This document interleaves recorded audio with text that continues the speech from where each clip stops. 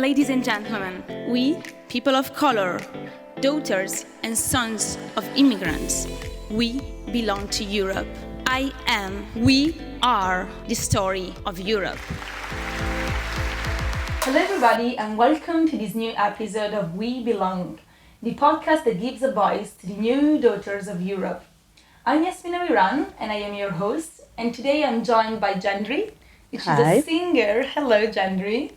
Gendry is a singer from Dominican Republic and Italy, and I've been trying to chase you for a long year. I know, I've been traveling. Always on the move, and you are been quite successful, releasing a lot of new music, and I'm very, very excited to have you here today. So we will start, as for every guest, with one word that best describes you. What is your word, Gendry? I think my word is identity, because growing up as someone that comes from two different cultural backgrounds, I've been not chasing, but trying to understand where my identity is. Yeah. And I feel like there's a lot of young European, but even like young people that come from two different cultures that are trying to understand, who they are and where they belong to, and just themselves. And sometimes growing up, that could be a big struggle. Absolutely, and this is why for me having you today is so important, because you bring such an important topic to the table through your music, but also a topic that we all face as immigrant descents, and we have covered it in the past in our episodes. This identity crisis, this struggle of not feeling enough Dominican, not feeling enough European and Italian. Yeah. So it's finding an harmony with all your identities and ultimately making it a strength. Yes, exactly. Rather than a challenge. Yeah, the big message that I want my music to bring, and that's why also I decided to share my story, is that for me, for example, it took me a while to understand that speaking 2-3 different languages and actually being from a place, but then growing up in another place, it's a strength, you can make it a strength, and it's something plus. Absolutely, and I think that growing up, you realize this, right? Yes. It's a process. It's a process, definitely. Now you're super young, you're 28. I'm 28. But growing up and coming to Europe, because you were actually born in the Dominican Republic. Yes. How has it been? So I was born in Dominican Republic, and when I was 4 years old, I moved to Italy with my mother. She moved there 1 year before, because of course she was 26, and you don't want to bring your kids sometimes with you on a trip like that, because you don't really know what you're gonna face. She went to a new country, new language, new culture, no friends. It's something very heavy. It's a big sacrifice that I feel a lot of mothers, do for their kids. And I went there 1 year after, and we started a new life with new opportunities. Of course, I always like to remind everyone about the fact that I'm here because of what she's done, That's a very brave thing that she's done for me. Absolutely. Well, at 4 years old, of course, survival mood, you're like, okay, everything's different. I'm in a new country. I need to learn the language. So you just learn the language, the new language, embrace the culture, and just decide that you're Italian, You try to fit into a society. Also, me being the second generation, but the first generation that went to school in a new country, I faced a lot of struggle, trying to integrate myself into the society. Of course, I don't think Italy was ready to host people from the outside. Absolutely. Well, we can say it's not ready yet, but it's taking a while. It's taking a while. But back then, as you said, you were the first generation, in the sense that, you came. So first of all, you are first generation. Exactly. But also, and that's very important to mention, as you say, I believe you grew up in Turin. Yes, I grew up in Turin, Which is quite a multicultural city now. It is now, but back then, when I was a kid, I was the only Dominican girl in the city, and I had for example, I had to change school 3 times because of like racism. And I always like to say that it's a kind of racism that has been brought by ignorance, you know, like by not knowing, not being used to. Like the kids that I met when I was a kid, they were not used to it. Like I was something new for them. I was something exotic. Like, they were like, "What? Where do you come from?" and stuff like that. Now, for example, most of my friends are like half Italian and half Senegalese, half from Congo, from Gabon. You know, there's a different community right now, and I feel like I can identify, you know, to their stories, and they can relate to my story as well. And that's what makes us a new community and a new generation of European people. We can say European because we're not only Italian. So it's like a new generation of European people that finally realize that this is a strength, you know, and we can bring this into art, into our jobs, into cultural, cultural initiatives and something like that, you know, just sharing our stories. Absolutely. And as you said, it hasn't been easy. I mean, 3 times you changed school. Yeah. It's a lot. It's a lot. Yes. And back then I can imagine it was tough both for you, but also for your mother, having done this sacrifice of coming here, as you said. And one thing that I find very inspiring from you is that you, as soon as you started doing music, you also gave her credits for the efforts she made. Oh, for sure. To one of my favorite songs that is called Nena. And it's, as I believe, the song of, the story of your mother coming to Europe or to Italy. So can you tell us a bit more about it? And maybe you can sing it for us? So Nena is, for example, when I started this project, I was like, okay, I need to share my story and I need to bring something to the table. It can't just be, you know, melodies and music. That's amazing, but I feel like people can really relate to an artist when the artist is opening up about what's happening in their life. And so that's why I took a flight to Dominican Republic. I used to go there often, but the fact is that when you go there and you have family, you just go to visit the family and that's it, you know. So you feel the culture, you grow up with the culture, but you don't really know your country, you know. I was not traveling in Dominican Republic. I was just staying in my mom's house, you know, in my grandma's house, eating, listening to music. That's it. So I went to the DR. I traveled around the island, and I was basically looking for myself, you know, and that was a revelation. Like that was like, whoa, okay, something's going on.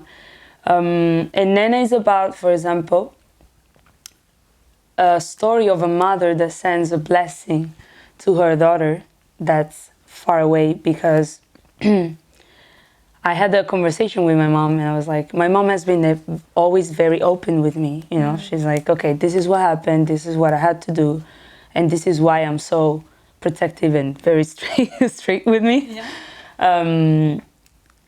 And I remember that she told me, like, listen, I spent only 1 year far from you, but that was the worst year of my life. And until you become a mother, probably you will not entirely, you know, understand completely. But there's a lot of mothers that have the same experience. And some of them don't see their kids for 6-7 years. Like my auntie didn't see my cousins for 7 years, you know, until she finally got all the papers to take them to Italy. So it's not an easy thing. And when I realized that probably that year without my mom could have been also traumatic for me when I was a kid, but probably you don't realize it because you're too young. And that experience is teaching me something right now. And thanks to that experience, I'm where I am right now. And I'm able to even like share my music, you know. So I decided to give her credit, of course. And this song came out very naturally. And a lot of people could relate to that song because this is not, when people's like, oh, you have an interesting story. And I'm like, okay, but it's not so rare, right? There's a lot of people that have the same story. It's just that some of the artists don't really share it, you know. We don't like to share deep stuff, very personal stuff, and but I like to do that. Yeah, and you should. So that's it. Can you sing a bit of Nena for us? So it goes. Caminando por la calle la ve, con el pelo negro largo se va.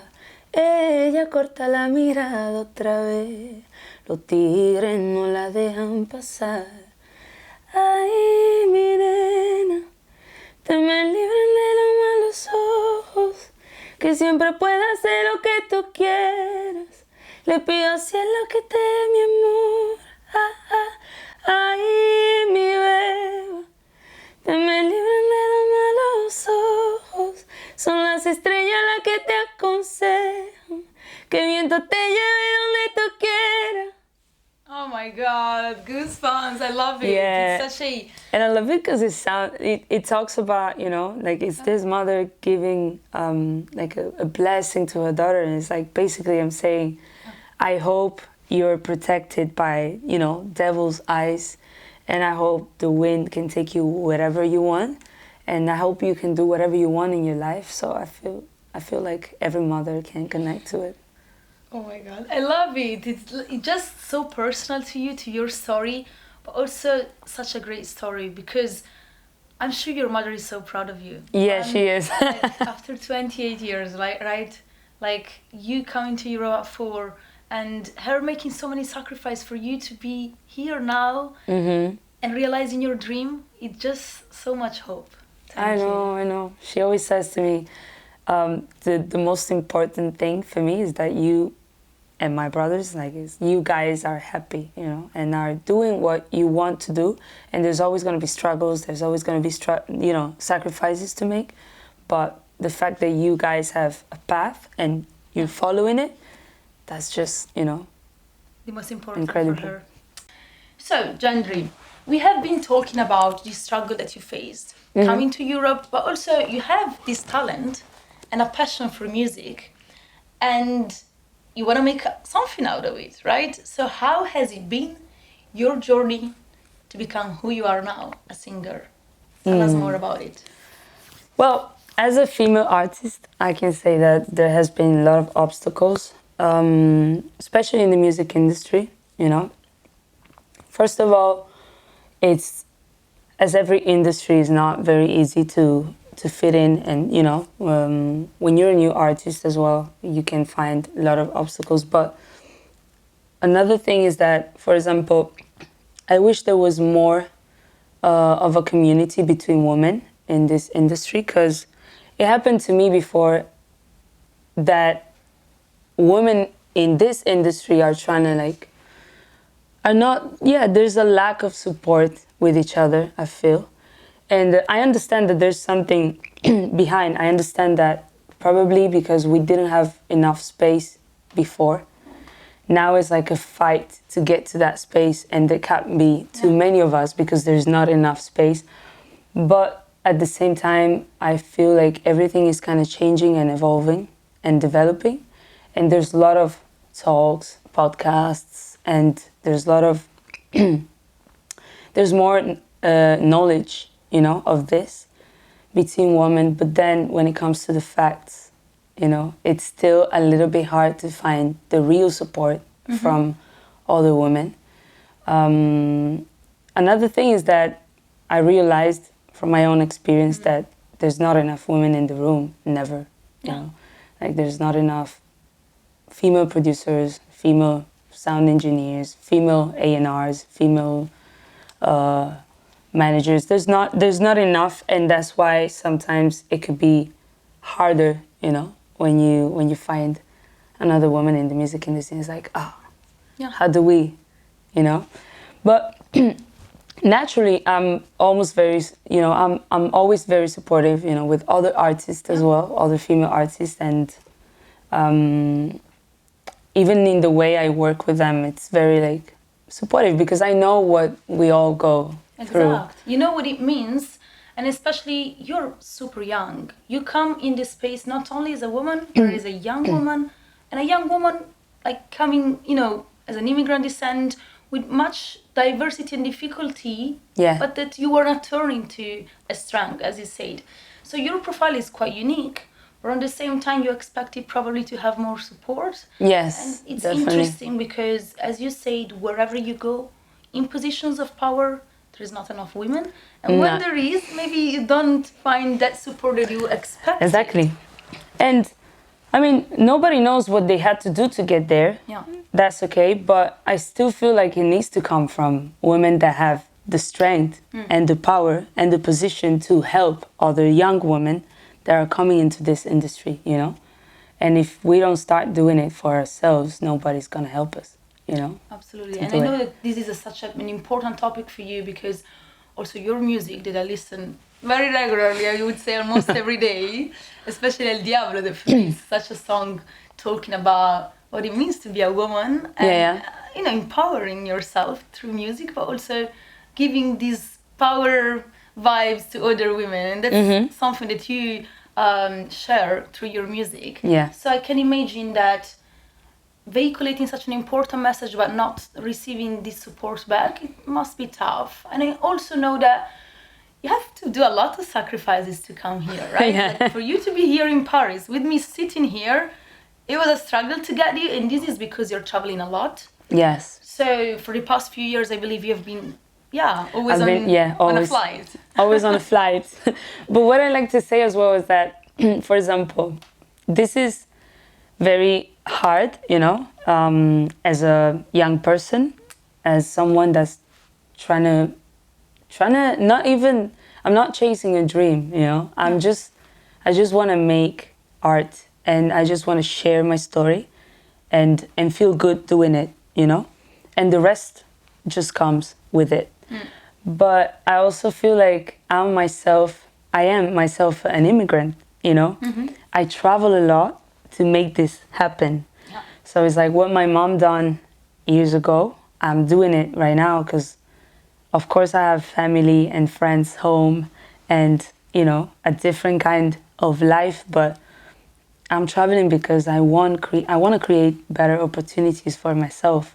And if I can create better opportunities for other women, for other people, by sharing my story, that would be like magic, Absolutely. Thanks for helping me to have a platform to talk about this. It's such a pleasure. It's our absolute pleasure, especially as I feel that as European, we have still a privilege, which is our passport, compared to other people that might have a talent or can't travel.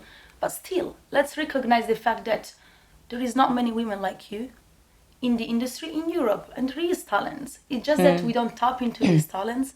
So one of our focus that we belong is really to establish these role models. I want young women to look on this episode, to look up for you and feel that they can do the same if they want. Yeah, right? Definitely. And I love that especially about my project. Like a lot of women, teenagers as well, they text me and they're like, "Oh, it's inspiring to see the growth." Yeah. Because then it means that I could get there one day, And it's cool, and that's why I keep the personal side, the human side in the project. I don't want them to feel like I'm an artist that you can't get close to, not approachable. No, I don't want them to feel like that because we're humans, and it's just hard work and trying to go out and create the opportunities for yourself. I feel like that's something that's not being talked about enough. Absolutely, because a lot of artists, with the notoriety, with the work that you put on, you establish yourself, and then maybe, you become a bit distant from the public, or in a way, you want to keep this distance because you have to keep that profile high. Yeah, you also have to protect yourself a little bit. I understand it. But at the same time, it's important that you show also the human side. And I know that for you, one important aspect has been going back to Dominican Republic, and you've been doing a couple of clips also there. So I think that having both a presence in Europe and in Latin America, because you also travel a lot, as I understand, to Mexico. So it's very important. You're setting so many. You're giving hope Yeah. to us. I just don't want to, you know what I didn't want to do starting this project is just put myself in one place and stay there and then not have the freedom later to just go out and experiment, because as a person with two different cultural backgrounds, I received a lot of different inputs when I was a kid, growing up as well, like from the Italian Neapolitan music, from the American pop music, from the Dominican salsa, bachata, merengue. I received a lot of information, and for me to just be part of one scene, it just doesn't make sense. And plus, that comes to the message that I'm giving, the fact that if you're a new generation of immigrants and you come from different backgrounds, that's a strength, and you need to show it, and you need to be proud of it. You know, I used to hide the fact that I could speak Spanish because I didn't want people to feel like I was different, you know. Or sometimes I used to hide the fact that I know how to speak Italian because I didn't want them to start, you know, seeing me differently. But now, growing up and finding my identity is like, you're proud of that, you know. You got to be proud of that and make it a strength. And that comes to not being part of just one style of music, but being able and having the freedom to just experiment. And like, music has always been very like universal, you know. And I know that we have to market it, and there's like different targets and whatever, but it's still universal. There's still people that listen to my music and don't know Spanish, but they get the feeling, they get the story behind, and they still enjoy it, you know? Or there's people that listen to English music even if they don't know what they're saying, you know? I don't really feel like I need to be part of only just one thing. And me going back to Dominican Republic and embracing my roots and showing it in my project is for me first, you know? It's because I want to show what I am and be proud of it, you know, and not hide it or shape it in order to make it a product. You know? Absolutely, and it goes back to the beginning. When you share your word, your identity, you're finding a way to own your identity, but also share it to the world, so the world can see, both in Europe and in Dominican Republic, to see that, it's like, what's wrong, you know? What's wrong, and so what? Like, to all these kids, exactly, making you, giving you a hard time during your childhood. No, they're not friends. They're like, hey. But no, we all grow up, you know. We all learn as well, and that's cool about humanity. We all learn and we all develop. Yeah. But and I also feel like there's a big new wave of a generation like me, an artist like me, that had the chance to have, you know, different inputs and different languages and put it in art. So right now it's just like, it's gonna be more and more usual, you know. This is gonna And I think change. It's our generation. We're such an interconnected one compared to the previous ones. But also, as you said, a person that doesn't understand Spanish or that doesn't come from your background can relate. Yes. And I know that you have quite big listeners, among them Obama, that put you on a list of the top 10 favorite songs for 2021. So it's quite a good recognition for you. You know, that was super cool because, first of all, there's someone that had an impact, you know, on the world, that's giving a platform to, you know, a young artist. And I think that's super cool, you know, from someone like him. And that episode as well. It felt good. It felt good. Yeah? It felt good. You felt like, because it's such a, you know, he was the first Black American president, he deconstructed so much, just being a president, right? Yeah. So for us to see that he's now also supporting young people through the foundation that he built, but also recognizing artists like you, I think it's, gives you hope, no? Yeah, it gives you hope. And as well, what happened, you know, with the Obama list gave a lot of I think it gave a lot of inspiration as well, you know, for all the people that seen it. It's like, oh, Gendry, you're in the list. It's like, you're in Obama's list. You know, all my friends from Turin as well were like sending me that and like, oh, did you see that? I'm like, I know, I'm seeing it. There's a lot of hard work, you know, behind, exactly. And that's why then your music get to people like him. But I'm very happy that my music is getting to, you know, a lot of people, and is being recognized and is being accepted, you know, as well. So and I think it comes with also knowing that it has been tough, and that's why for me it's important to mention that, you know, the industry, how hard it is. But then at the end, when you get these recognitions, you feel like, okay, it was worth it. It was worth it. Yeah, and that's the thing. Like, I think people from the outside sometimes don't really understand the sacrifice that you make to make this happen. The fact that you're always working, basically, because you always need to be available. There's no time off out of this, because it's your life, it's your project, and it's just like there's no time off or holidays or whatever. And as well, you're always moving, and you have to move in order to make it happen. You can't just let it happen. And I feel like sometimes from the outside, because of socials as well, you know, it's because of socials, because people see it and they're like, oh, it's super cool, you're there doing what? You see in different cities, but it's like, basically, I see the airport, the studio, the hotel, and the event, and that's it, you know. It's not like you're a tourist. And I feel like in the socials, I'm gonna start to show more of my ordinary life as well in socials, and that's why I want to keep it real, you know. I want to keep it. A lot of girls texted me as well, and they were like, I love that you're not using so many filters in your stories, and I love that you're normalizing the fact that we all have like different type of skins, and we have, you know, and I'm like, yeah, because there needs to be a confirmation, you know. There needs to be someone that says, hey guys, this is it, you know, you have cellulitis, is normal, it's human.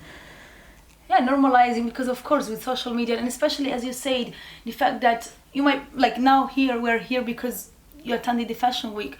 I know you haven't slept much, right? Like for me to be here with you, it's like a privilege. I got into your schedule. But let me just also focus on something, because I know that you're working hard, and especially you're working on an album. Yes. So I would love maybe you to explain to us what this album is gonna be, what's the topics you're gonna cover, and I can imagine it's hard work. So it's been quite a few months. So because my project was born in the middle of the pandemic, you know, and I had to travel. Like, I traveled the most during these 3 years.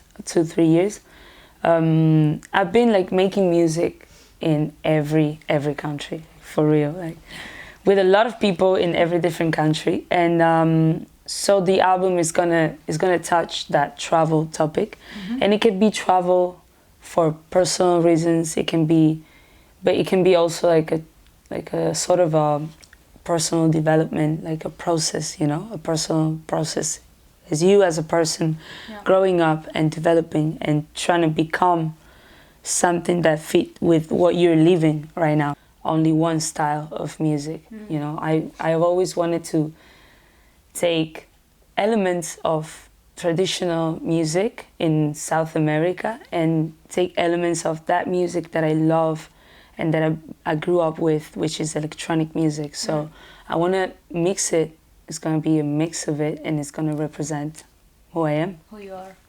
Basically. I can't wait. I really can't wait to listen to the sounds. Me neither. And especially, as you said, it's such an important topic. It's something that represents you and represents so many of us. So I'm sure many people will relate. So as we close, I would like you to leave us with one piece of advice. And especially because I personally know a lot of young women with talents, different talents. It can be music, dance, but maybe they don't have this courage or this it takes a lot of sacrifice, as you just explained. So maybe they can't take that step. So what is your advice to them? First of all, I also think that there's a lot of young women that have incredible talents, but probably some of them don't really have the instruments to put it out or to share it. But even like mental health to, bring you to be sure about your ideas. So my advice would be, and this is based on a personal, experience, to trust more your ideas, because at first sometimes it could be hard to trust your own ideas and be okay, like, guys, I want to do this, and believe in it. And even if you mess up, that's on you then. You have no one else to literally blame, but that's okay. That's human as well. So I would say trust the process, but like not only the process of what you're doing, but your growth, and accept it, like accept the fact that you can make mistakes, or you can do something that's going to change your life, but do it, so that's it. Yeah, it's the action, is the taking that first step, and then it's going to lead to another step, and maybe you're going to fall, exactly, then you stand up. Because I feel that sometimes there's a fear behind, and this comes to a lot of people that text me and like, oh, Gendry, I would love to make music. Where should I start? Where should I start from? And it's like, start doing it and getting in contact with people and putting and sharing it. Because sometimes we're scared to share, especially music. Because I feel like music is if you're a songwriter as well, and you writing your own thing, it's like, this is a deep thing. It's very personal. So sometimes you're afraid to show people, and so it's all about just putting it out, and giving it light.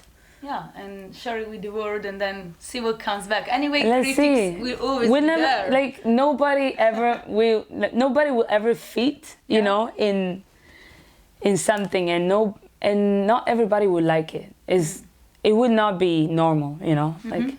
Exactly. I always say that even Beyonce gets criticized, and even like people that we consider as inspirations, as Nina Simone, as Ella Fitzgerald, as Aretha Franklin, they all got people that criticized her.